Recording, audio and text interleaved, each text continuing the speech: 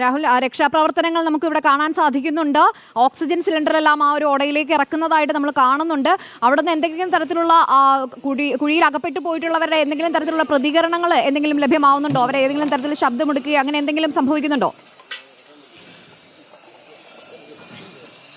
ചൈതന്യ, ഇതിന് അത്യാവശ്യം ആഴമുള്ളതാണ് ഈ കുഴി എന്നാണ് മനസ്സിലാക്കുന്നത്. അതുകൊണ്ട് ആദ്യഘട്ടത്തിൽ ഒരു വാൽവിലൂടെ ഈ ഓക്സിജൻ താഴേക്ക് കടത്തിവിട്ട ശേഷം എന്തെങ്കിലും ഒരു പ്രതികരണം ലഭ്യമാകുന്നുണ്ടോ എന്ന ഒരു പരീക്ഷണമാണ് നടന്നുകൊണ്ടിരിക്കുന്നത്. കാരണം ഫയർഫോഴ്സ് ഉദ്യോഗസ്ഥർ താഴേക്ക് ഇറങ്ങിയാലും ഒരു അപകട സാധ്യത അവർ മുന്നിൽ കാണുന്നുണ്ട്. അതുകൊണ്ട് ഒരു വാൽവിന്റെ സഹായത്തോടെ ആദ്യം ഓക്സിജൻ ഈ താഴേക്ക് കടത്തിവിടും. അതിനുശേഷം എന്തെങ്കിലും പ്രതികരണം ഉണ്ടാകുന്നുണ്ടോ എന്ന് നോക്കിയ ശേഷം ഫയർഫോഴ്സ് ഉദ്യോഗസ്ഥർ താഴേക്ക് ഇറങ്ങിയാൽ മതി എന്നാണ് നിലവിലെ തീരുമാനം. അതനുസരിച്ചുള്ള പ്രവർത്തനങ്ങളാണ് നിലവിൽ മുന്നോട്ട് പോയിക്കൊണ്ടിരിക്കുന്നത്. അതിന്റെ ദൃശ്യങ്ങൾ കൂടിയാണ് കാണുന്നത്.